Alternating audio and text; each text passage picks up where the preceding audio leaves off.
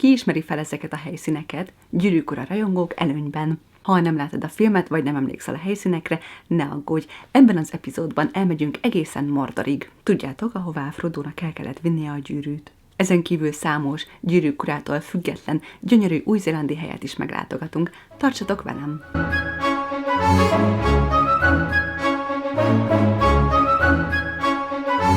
Sziasztok! Eszti vagyok. Már fél éve úton vagyok, és jelenleg Új-Zélandon élek egy egyéves Working Holiday vízummal. Ha érdekel az utazás és a szebbnél szebb új-zélandi tájak, akkor iratkozz fel a csatornámra. Ezer hála és köszönet minden régi és új feliratkozónak. Tényleg hatalmas segítség minden feliratkozás. Az előző 2 epizódban a Taranaki régióról, illetve a New Plymouth-beli house sitting élményeimről meséltem. Ebben a videóban pedig elbúcsúzunk Taranakitól, a furgonommal rákanyarodunk a Forgotten World Highway-re, azaz az elfeledett világ országútra. Az országút Stratford és Taumarunui között kanyarog, és régen, amikor megépítették, sokkal nagyobb szerepe volt, amikor még a szénbányák aktívak voltak. Most azonban inkább olyan látványosságként funkcionál. Az egyik legnevezetesebb megálló Fangamomona városa, amely 1989-ben független köztársaságnak kiáltotta ki magát. A település egyetlen hotelében még az útleveledet is le tudott pecsételtetni. A kanyargós utakon külön élmény volt vezetni,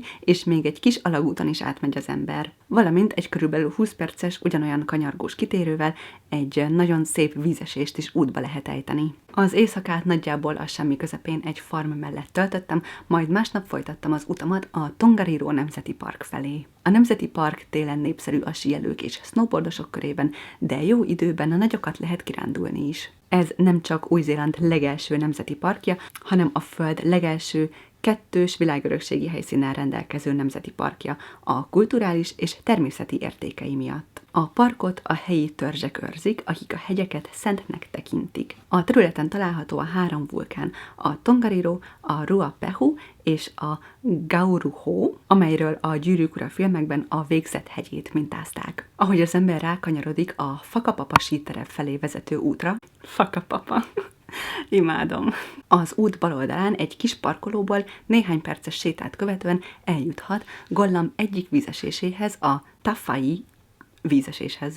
Ezt követően egy másik vízeséshez, a Taranaki vízeséshez kirándultam el, és tovább akartam menni a Tamatavakhoz, ami még egy további 2 órás túra lett volna, viszont időközben az idő egy kicsit rosszabbra fordult, és mivel a hegyeket felhő borította és a tájból alig láttam valamit, nem igazán volt kedvem tovább sétálni, úgyhogy inkább visszafordultam. Az éjszakát a National Park Village hatalmas parkolójában töltöttem, ami azért volt kényelmes, mert nem csak a WC-t, hanem meleg vízzel rendelkező mosogatót is lehetett ingyenesen használni. Másnap hétágra sütött a nap, gyönyörű idő volt, úgyhogy telibe toltam a kirándulásokat.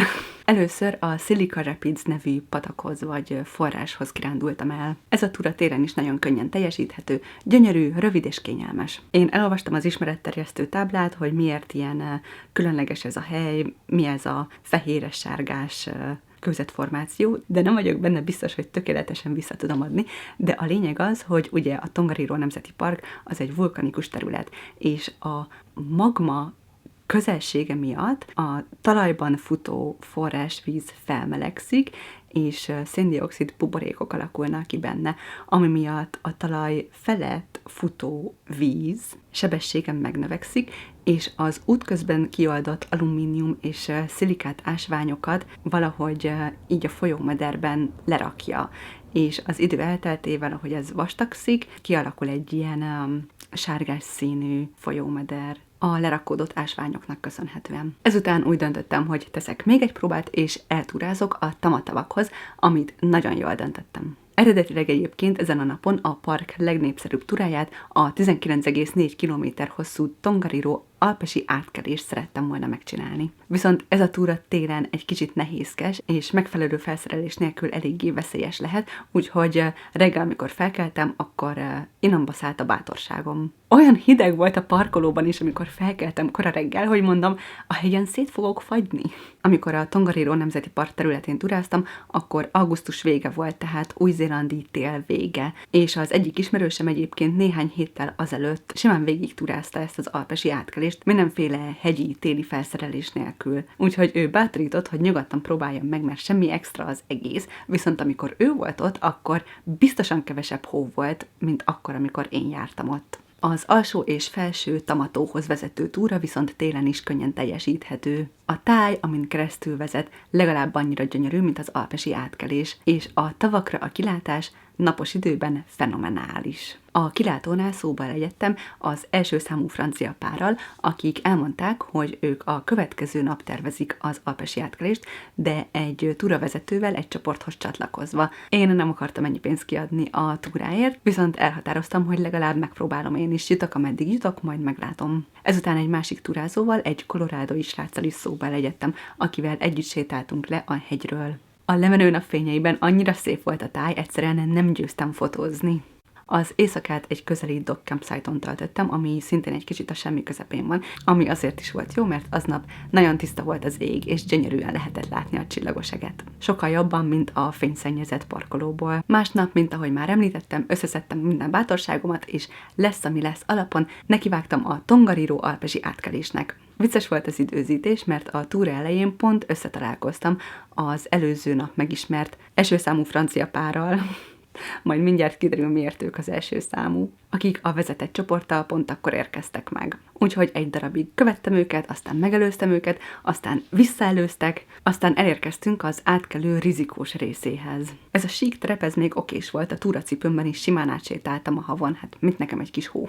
Igaz, hogy a tájból semmit nem láttam, annyira köd és felhő borította az eget meg a hegyeket. Viszont aztán elérkeztünk a vulkán kráterének a pereméhez, ami egy meredek emelkedő, mind a két oldal felé lejt, és szerencsétlenségemre kemény, csúszós, jeges hó borította. Ezen a ponton a csoport tagjai a vezető segítségével nekiálltak felcsatolni a hómacskát, vagyis ezt a hegyes kapaszkodást segítő valamit, amit a túracipőre lehet felcsatolni. Én pedig nekiálltam megebédelni.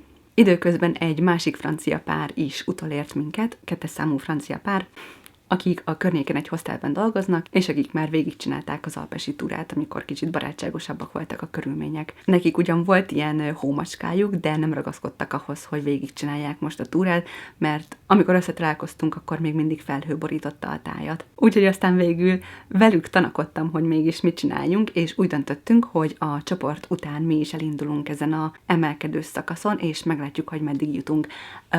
Nem jutottunk nagyon messzire, nagyon nehéz volt még a kezdeti szakaszon is túljutni. De ez a része még nem volt veszélyes, ne aggódjatok, nem kockáztattam az életemet vagy valami. Néhány méter emelkedő után eljutottunk erre a kis mini lapos területre, kis kilátóra, ahol eltöltöttünk egy jó fél órát, megcsodáltuk a tájat, ugyanis időközben kitisztult az ég. Úgyhogy a csoportnak rohadt nagy mázlia volt, mi pedig próbáltuk magunkat túltenni a csalódottságon, de ahonnan mi visszafordultunk, onnan is nagyon szép volt a kilátás, és összességében annak ellenére, hogy szerintem a túra feléig sem jutottam el, én nagyon élveztem, és nagyon szép volt, és örülök, hogy addig is eljutottam, ameddig. Na és ez itt a végzett hegye, innen olyan barátságosan néz ki, nem? A kettes számú francia párral aztán elindultunk visszafelé, ami nagyon jó hangulatban telt. Ezen az emelkedőn végül a fenekünkön csúsztunk le.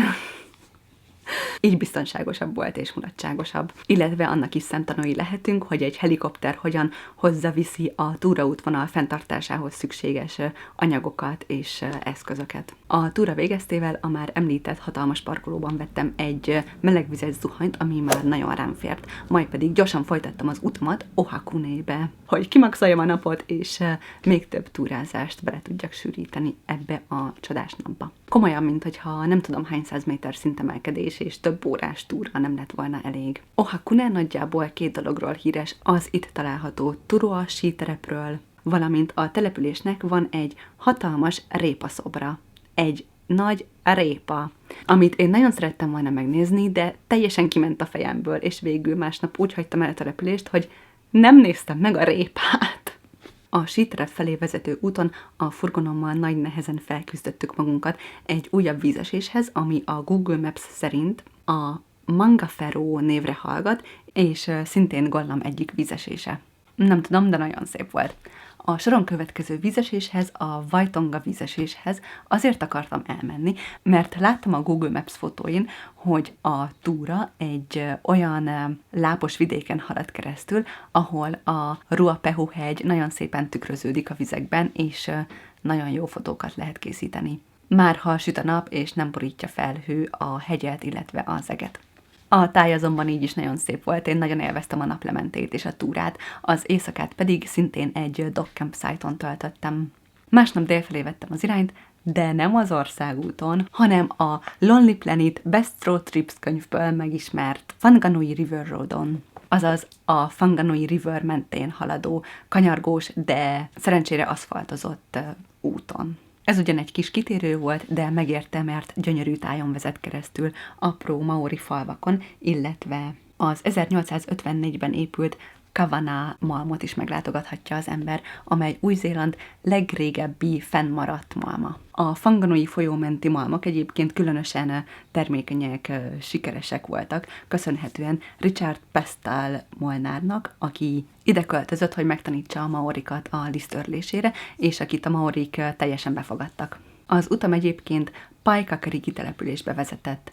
Paikakariki. Ez a kis tengerparti városka Wellingtontól, Új-Zéland fővárosától körülbelül 40 kilométerre északra található a Kapiti parton. Na, mit gondoltak, miért jöttem ide? A kutyák és a fürdőkád, na és a konyha miatt.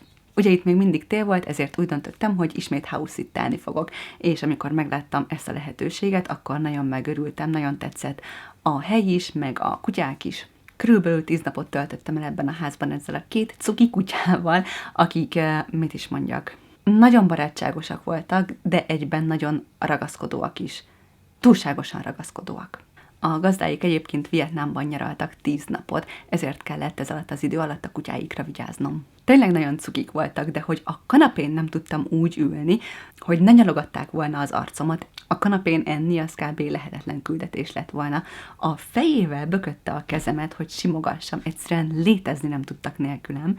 Persze most így visszatekintve nagyon hiányoznak, olyan kis aranyosak voltak, de fárasztó dolog ez a kutyaszitterkedés, azt kell mondjam.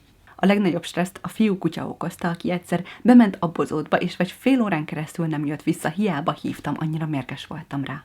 Paikakariki és Pukerua között vezet a híres Escarpment Track nevű túraútvonal, ami magyarul körülbelül meredek lejtőt vagy szakadékot jelent. Hát tényleg úgy néz ki igazából. Én nagyon élveztem, mert különösebben nincsen tériszonyom, de ezt a túraútvonalat nagyon nem ajánlom tériszonyosoknak.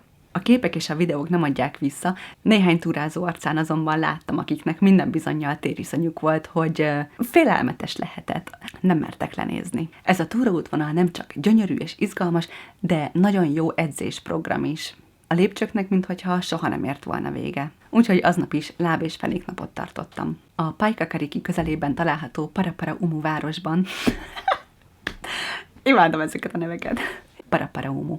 Található egy érdekes természeti rezervátum, ahol mindenféle új-zélandi madarat, hüllőket és ezeket a kedves kis angolnákat lehet megcsodálni. Tudom, azt gondoljátok, hogy milyen undik ezek az angolnák, de nem azok!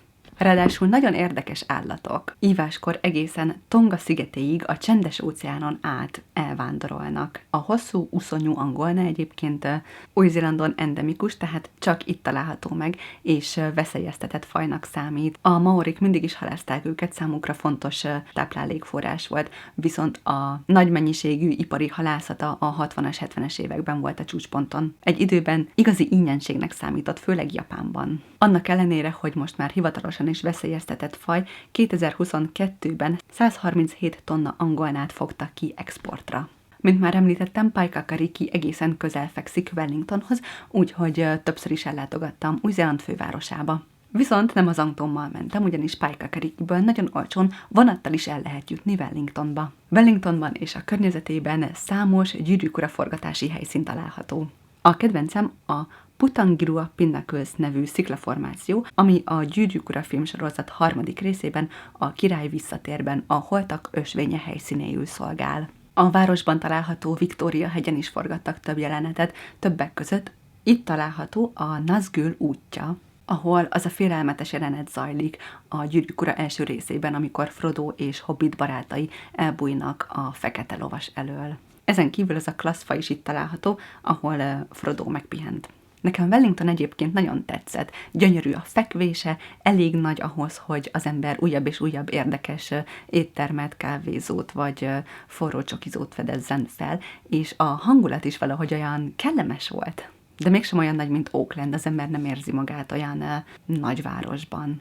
Úgyhogy igyekeztem minél több forrócsokit inni, aki Wellingtonban jár, annak rengeteg forrócsoki helyet tudok ajánlani. Ezen kívül vegán péksüteményeket, fánkot is ettem, és egyéb finomabbnál finomabb ételeket. Én még szívesen maradtam volna Wellingtonban vagy a környékén, időközben azonban találtam munkát, viszont a déli szigeten, Christchurch-től nem messze, egy vízparti motelben. Úgyhogy sajnos el kellett hagynom Wellingtont, ugyanis a kutyaszitting lejártával kevesebb, mint egy hét volt hátra a munkakezdésig. De ne aggódjatok, nem szomorkodtam nagyon, már nagyon vártam, hogy végre megérkezzek a déli szigetre. Úgyhogy a kis furgonommal Wellingtonban kompresszáltam, ami nagyon izgalmas volt. Én már többször kompoztam, de saját magam által vezetett autóval még soha.